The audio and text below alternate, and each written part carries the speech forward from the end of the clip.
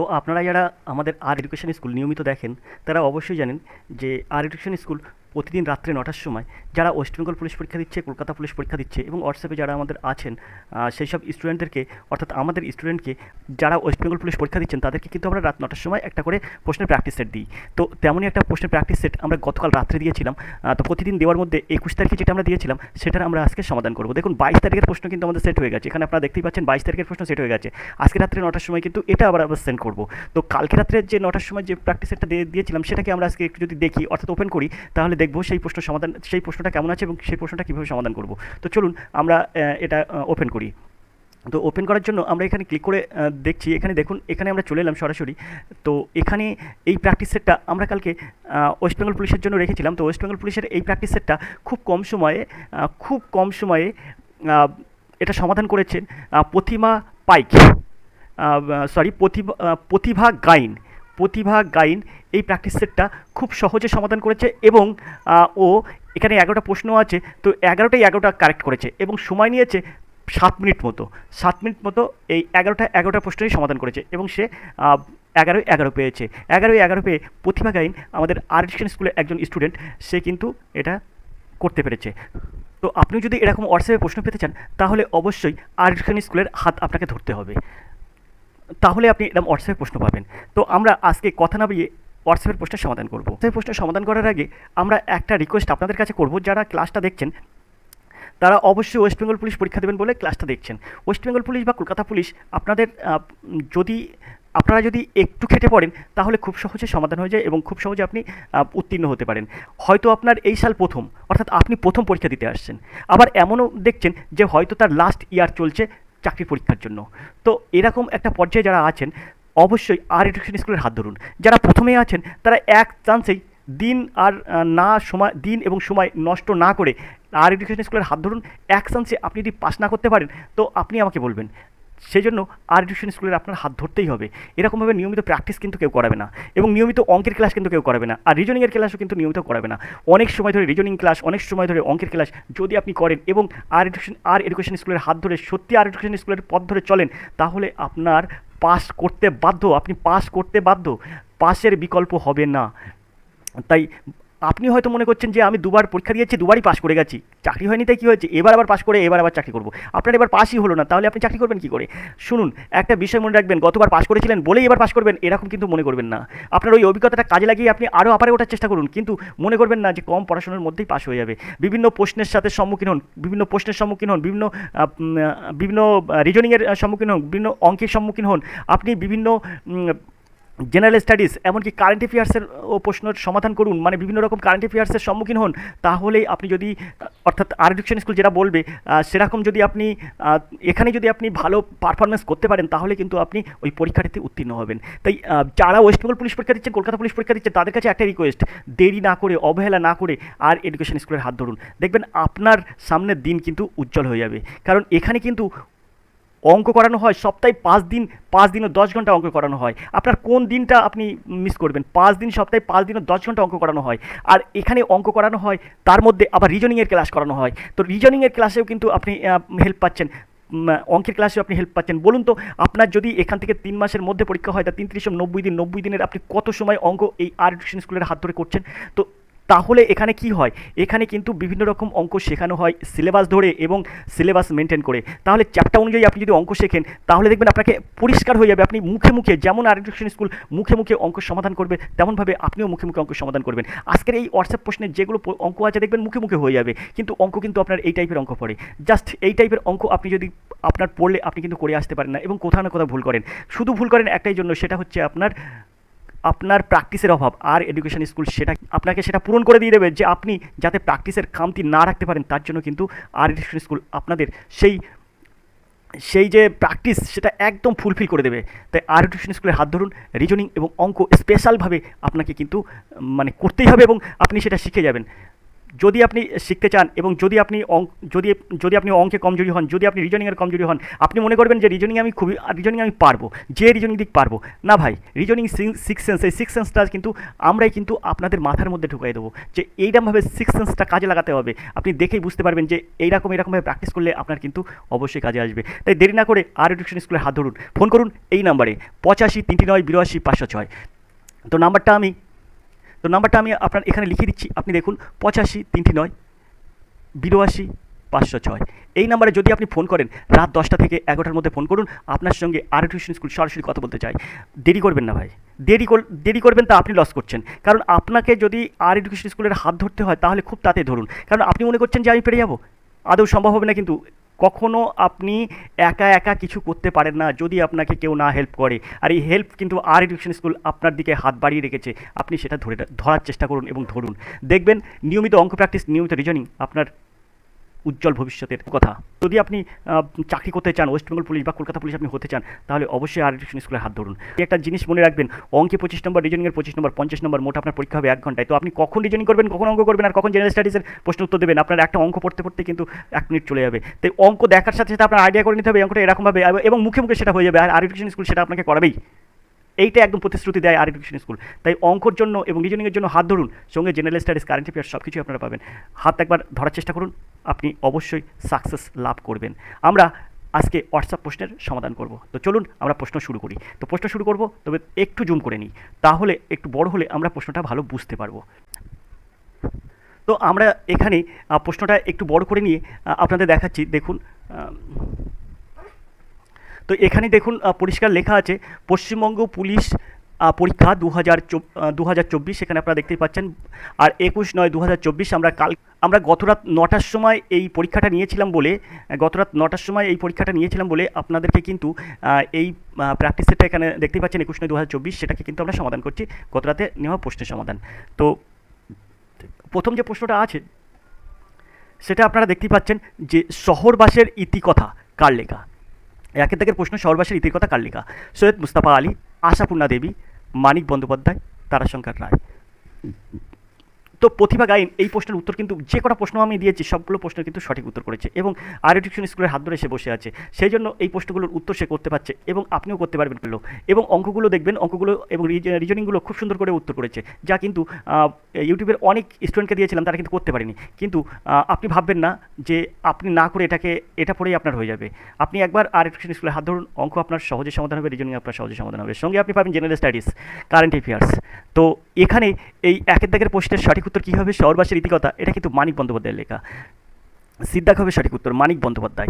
এখন আপনি যদি মনে করেন যে এইটুকু পড়েই আমার সমাধান হয়ে যাবে, কিন্তু হবে না ভাই, কারণ মানিক বন্দ্যোপাধ্যায়ের যদি শহরবাসীর ইতিকথা কার লেখা এটা হয়তো আপনি জানলেন মানিক বন্দ্যোপাধ্যায়, কিন্তু যদি আপনার বলে পদ্মা নদীর মাঝি, আপনি হয়তো বললেন যে এটাও মানিক বন্দ্যোপাধ্যায়ের লেখা। ঠিক আছে, যদি পদ্মা নদীর মাঝি আপনার মানিক বন্দ্যোপাধ্যায় হয়, তাহলে মানিক বন্দ্যোপাধ্যায়ের আরও দুটো রচনা তো আছে, সেই রচনার নাম হয়তো আপনি জানেন না, কিন্তু প্রশ্নে পড়েছে, তাহলে আপনি কি করবেন?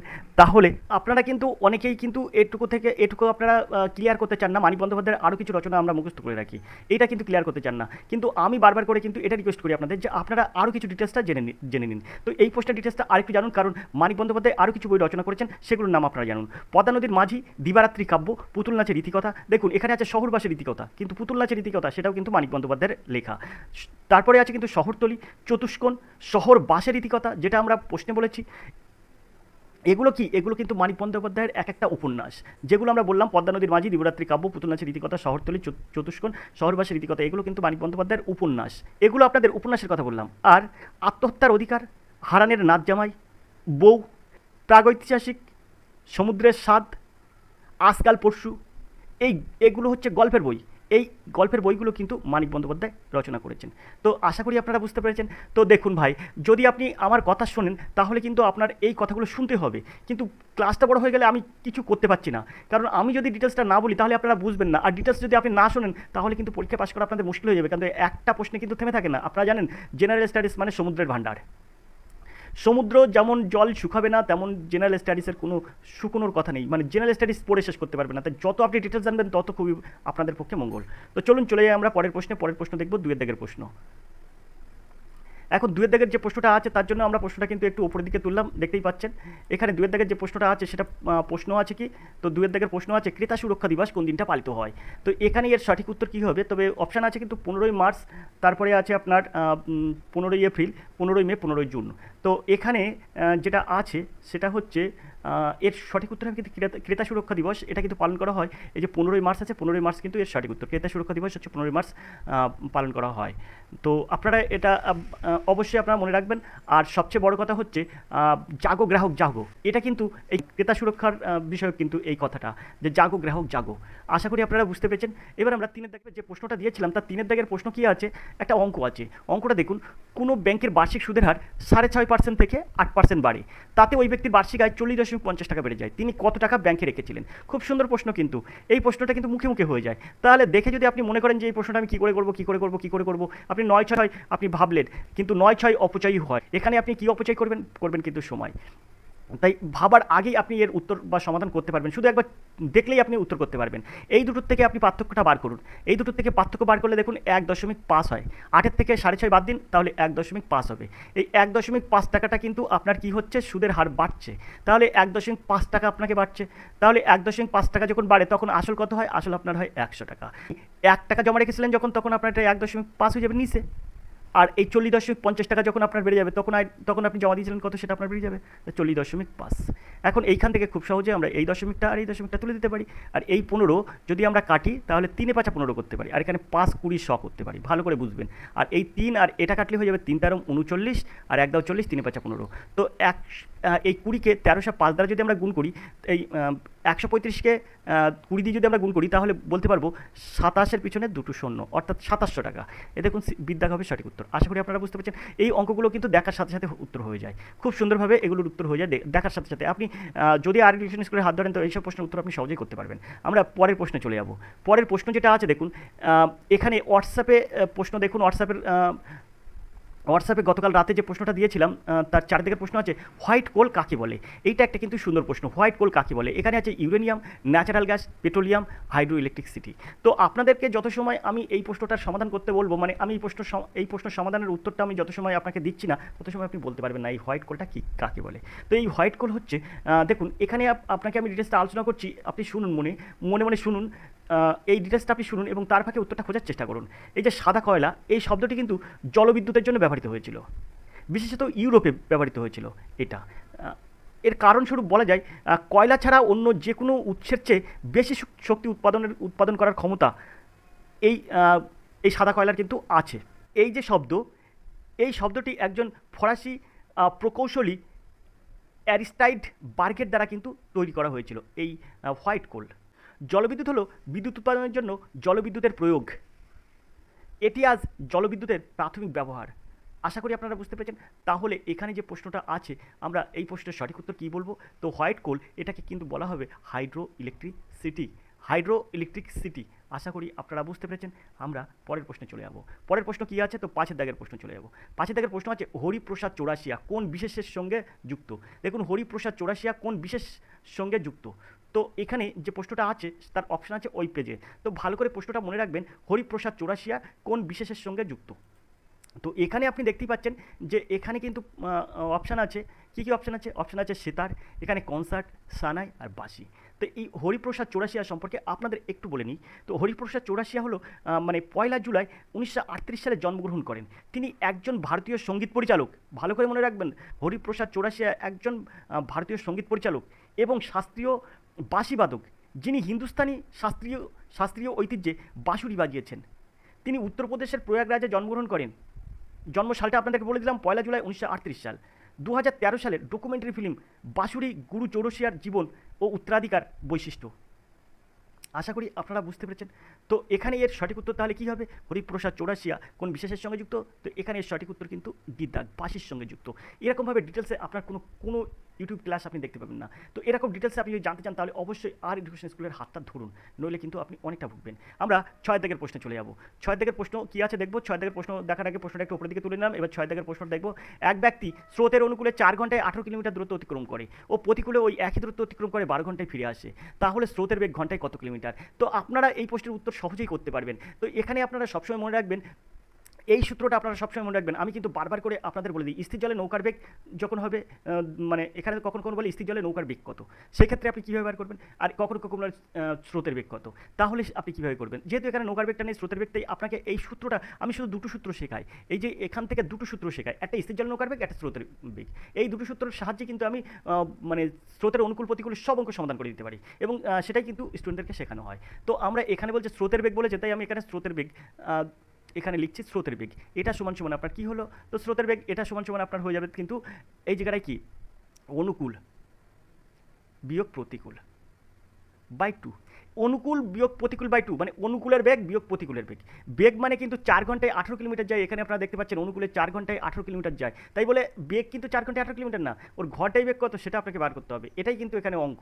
তাই 4 ঘন্টায় যদি 18 কিলোমিটার যায়, 1 ঘন্টায় যাবে কিন্তু 4 4 16 আর 4 5 20 অর্থাৎ 2.5, তো 2.5 কিমি করে কিন্তু ঘন্টায় যাবে, তাহলে অনুকূলের গতিবেগ কত, এই 4.5 কিলোমিটার কিন্তু হবে, ঘন্টায় কিন্তু 4.5 কিলোমিটার যাবে, তাই অনুকূলের গতিবেগ কত 4.5, তো 4.5 কিলোমিটার পার আওয়ার, অনুকূলে যাচ্ছে কিন্তু 4.5 কিলোমিটার পার আওয়ার, অর্থাৎ ঘন্টায় যাচ্ছে 4.5 কিলোমিটার। এবার ওই একই দূরত্ব প্রতিকূলে যেতে কত সময় লাগে, 12 ঘন্টা, তাহলে ওই 18 কিলোমিটার যাচ্ছে ক ঘন্টায়, 12 ঘন্টায়, তাহলে 12 ঘন্টায় যে 18 কিলোমিটার, 1 ঘন্টায় যায় কত কিলোমিটার, তাহলে 1 ঘন্টায় যেতে 1 ঘন্টায় তার গতিবেগটা বার করে নিতে হবে, তাহলে 12 কিলোমিটার যায় 18 ঘন্টায়, 1 কিলোমিটার যায় 18 বাই 12 ঘন্টায়, তাহলে 12 কে 12 আর 6 দাও 18, 5 12 60 অর্থাৎ 1.5, তাহলে প্রতিকূলের গতিবেগ হচ্ছে কত 1.5 কিমি পার ঘন্টা, তাহলে সেটাই আপনি বিয়োগ করবেন 1.5 কিমি পার ঘন্টা বাই 2। এটা যখন আপনি শিখে যাবেন তখন আমার এত কিছু বলা লাগবে না, আপনি নিজেই ওই 4.5 বিয়োগ 1.5 বাই 2 করে দেবেন, আর সেটা 1 মিনিটের মধ্যে আপনার অঙ্ক সমাধান হয়ে যাবে, এবং আপনি 2 মিনিটও লাগবে না, আপনি পরের অঙ্কে চলে যাবেন, এবং সেখানে যদি আরেকটা অঙ্ক করতে পারেন তাহলে দেখবেন 5 মিনিটের মধ্যে আপনি 10টা অঙ্কের সলভ করে দিতে পারছেন, বা 5 মিনিটের মধ্যে আপনি 7টা থেকে 8টা অঙ্ক সলভ করতে পারছেন, যদি আপনি আর এডুকেশন স্কুলের হাত ধরবেন।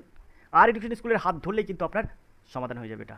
তো আপনি এটাকে কীভাবে সহজে সমাধান করবেন, তো এখানে দেখুন 4.5 থেকে 1.5 বিয়োগ করবেন, থাকবে 3 বাই 2, এটা হয়ে যাবে 1.5। তো এখানে দেখুন সঠিক উত্তর হবে কিন্তু বিদ্যাগ। আশা করি আপনারা বুঝতে পেরেছেন। তো স্রোতের বেগ ঘন্টায় কিন্তু 1.5 কিলোমিটার। আমরা 7 দাগের প্রশ্নে চলে যাব। তো 7 দাগের যে প্রশ্নটা আছে দেখুন কত সুন্দর একটা প্রশ্ন আছে, নিচের 3টি সংখ্যা একই সম্পর্কযুক্ত, কোন সংখ্যাটি আলাদা, কোন সংখ্যাটি আলাদা সেটাকে আপনার বলতে হবে। তো এটা দেখুন এই রিজনিং প্র্যাকটিস সেটগুলো আমাদের কিন্তু নিয়মিত করানো হয়। তো রিজনিং প্র্যাকটিস সেট কিন্তু আপনারা যারা এই দেখছেন, রিজনিংয়ের প্র্যাকটিস সেট আলাদাভাবে কিন্তু আমরা ইউটিউব চ্যানেলে দিই। এছাড়াও কিন্তু আমাদের কাছে রিজনিং প্র্যাকটিস সেট আমাদের স্টুডেন্টদের করানো হয়। এরকম রিজনিং যদি আপনি করতে চান তাহলে অবশ্যই আপনাকে আর এডুকেশন স্কুলের হাত ধরতে হবে। দেখার সাথে সাথে রিজনিং আপনার সমাধান হয়ে যাবে। এটা হয়ে যাবে 3 হোল কিউ, দেখুন 27 হয়ে যাবে। এটা হয়ে যাবে 5 হোল কিউ, দেখুন 125 হয়ে যাবে। তাই পার্থক্য কত, 3 থেকে 5 2, তাহলে 5 থেকে এবার 7 হয়ে যাবে, 7 হোল কিউ, তাহলে দেখুন 343 হচ্ছে। 7 থেকে 9, এবার 9 হোল কিউ, তো 9 হোল কিউ মানে কত, আপনার এই 3টি 9 গুণ করতে হবে, তাহলে সেখানে কত হচ্ছে 9 9 81। তো 81কে যদি 9 দিয়ে গুণ করেন আবার, তাহলে কত হবে 9 একে 9 আর 8 9 72, 729 হওয়ার দরকার, কিন্তু আছে কত আপনার 524, তাই এটা কিন্তু আপনার ভুল আছে, তাহলে এটা হবে সঠিক উত্তর। নিচে 3টি একই সম্পর্কে যে কোনটি আলাদা, দেখুন এটাই হচ্ছে আলাদা। আশা করি আপনারা বুঝতে পেরেছেন। চলে যাবো আমরা পরের প্রশ্ন দেখব কী আছে। তো আমরা এই 8 দাগের প্রশ্ন দেখব। 8 দাগের প্রশ্ন আছে, রবিন 10 দিন আগে সিনেমা দেখতে গিয়েছিল, সে প্রতি রবিবার যদি দেখে থাকে তবে আজ কি বার। তো আপনি গুণে পারবেন না, আপনি এটা ক্যালকুলেশন করতে পারবেন না, আপনি 8 পিস দিন ঠিক করে ফেলবেন যে এটা অমুক দিন হবে, কিন্তু এখানে এর আসল উদ্দেশ্যটা হচ্ছে এই যে আপনি যদি রবিবারে দেখতে গিয়েছিলেন, কিন্তু তো রবি যোগ 10 দিন, রবি যোগ 10 দিন, তাহলে আজ, এই আজ কী বার হবে এটা আপনি বার করতে পারবেন। রবি যোগ 10 সমান আজ, তাহলে এখানে আপনার যখন আপনি এই রবিবারে সিনেমা দেখতে গেছেন, বলছে রবিবারে করে সিনেমা দেখতে যায়, তাহলে রবিবারে যখন গেছেন তারপরে আপনার 1 সপ্তাহ, তার মানে 7 দিন চলে যাবে, 7 দিন। তো 7 দিন পরে আপনার কী বার আসবে, 7 দিন পরে আপনার আসবে কিন্তু রবিবার। তাহলে 7 দিন পরে যদি আপনার রবিবার আসে, তার 3 দিন পরে, অর্থাৎ 7 আর 3 10, এখান থেকে বিয়োগ করলে আপনার 3 দিন থাকে, তাহলে সেই 3 দিন এই রবিবারের সঙ্গে যোগ করবেন, রবি যোগ 3 দিন, তাহলে রবির পরে সোম মঙ্গল বুধবার হয়ে যাবে, তাহলে এখানে সঠিক উত্তর হবে কিন্তু বুধবার, এর দাগ হবে সঠিক উত্তর। আশা করি আপনারা বুঝতে পেরেছেন। তো এখানে একটা জিনিস মনে রাখবেন, দেখুন রবিন কিন্তু 10 দিন আগে সিনেমা দেখতে গেছে, তাই কিন্তু রবিন লিখেছি, কিন্তু তারপর 10 দিন কিন্তু দিয়েছি, এটুকু জন্য আপনি মনে রাখবেন। তো এটা 8 দাগের প্রশ্ন আমরা দেখলাম, এবং 9 দাগের প্রশ্ন দেখব। তবে এইভাবে যদি আপনি প্র্যাকটিস করেন এবং বিভিন্ন রকম রিজনিংয়ের সঙ্গে সম্পর্কযুক্ত হতে চান, তাহলে অবশ্যই আর এডুকেশন স্কুলের হাত ধরতে হবে আপনাকে, তাছাড়া কোনো উপায় আপনার নেই। তাই আপনাকে বলছি যত শীঘ্রই পারুন আপনি হাত ধরুন এবং ফোন করুন এই নাম্বারে 85 3 9 82 506। দেখুন আর এডুকেশন স্কুল আপনাকে কীভাবে শেখায়। একবার আপনি যুক্ত হন আর এডুকেশন স্কুলে হাত ধরুন, দেখুন আপনি অবশ্যই সুফল পাবেন। আর যে সুফলটা পাবেন আপনি কল্পনা করতে পারবেন না, যে এক চান্সে কীভাবে পাস করা যায়, আপনি পেয়ে যাবেন। আমরা নয় দাগের প্রশ্নে চলে যাবো। তো চলুন আমরা নয় দাগের প্রশ্নে চলে যাই। নয় দাগের প্রশ্ন কীভাবে সমাধান করবো দেখি। প্রশ্নটা উপরে তোলার পরে নয় দাগের প্রশ্ন দেখছি। দেখুন এখানে 160 মিটার ও 140 মিটার দৈর্ঘ্যে দুটি ট্রেন পরস্পর বিপরীত দিকে অতিক্রম করে। তাদের গতিবেগ যথাক্রমে 77 কিলোমিটার এবং 67 কিলোমিটার ঘন্টায় গতিবেগ। তারা কত সেকেন্ডকে পরস্পর অতিক্রম করবে? কিছুই না, আপনি যেহেতু বিপরীত দিকে করছে, তাহলে বিপরীত দিকে আসছে, অতিক্রম করছে, তাহলে এটাকে আপনি এই দুটো যোগ করুন। যোগ করলে আপনার কী হবে?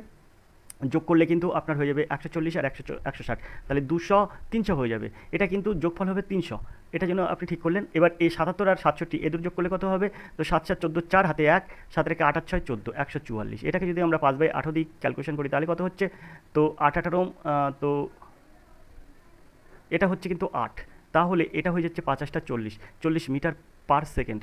এখন আপনি বলতে পারেন যে এখানে 5/18 আসলে কী করে? তা আমরা কি ঘন্টা মানে কিমি পার ঘন্টাকে মিটার পার সেকেন্ডে প্রকাশ করলাম তাই। আর এই 140 আসলে কী করে? এই দুটো ঘন্টা একসঙ্গে যোগ করলাম, দুটো ট্রেনের গতিবেগ একসঙ্গে যোগ করলাম তাই। আর 5/18 দিয়ে গুণ করলাম, মিটার পার সেকেন্ডে এসে গেল। 5/8 দিয়ে গুণ করলে মিটার পার সেকেন্ডে আসলো, তাহলে 44 মিটার পার সেকেন্ড হয়ে গেল। এবার আমরা এই সূত্রে চলে যাবো। আর এডুকেশন স্কুল যে সূত্রটা সবসময় বলে S = D/T।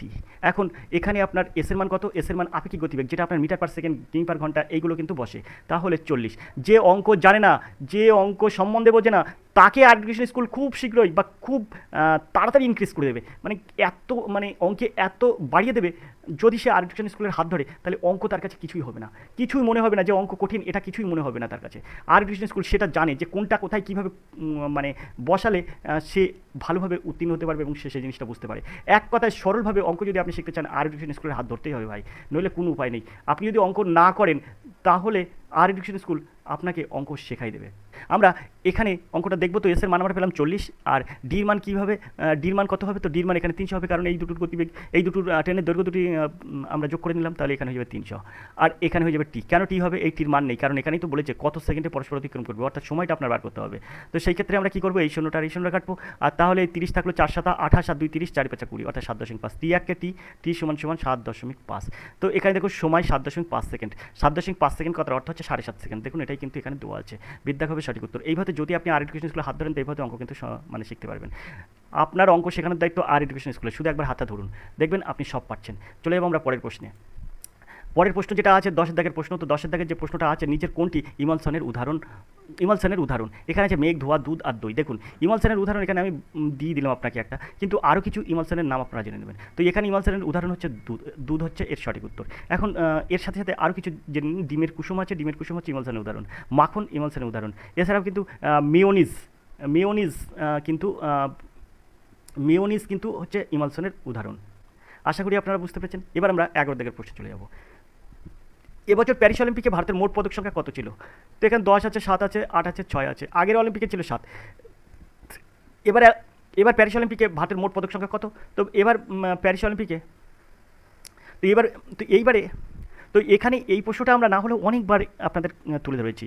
তো এই প্রশ্নের সঠিক উত্তর হচ্ছে কিন্তু 6, অর্থাৎ দিক হবে সঠিক উত্তর। প্যারিস অলিম্পিকে ভারতের এবার মোট পদক সংখ্যা হচ্ছে 6। এখন এই 6টি পদক সংখ্যা নিয়ে কিন্তু ভারত ফিরেছে।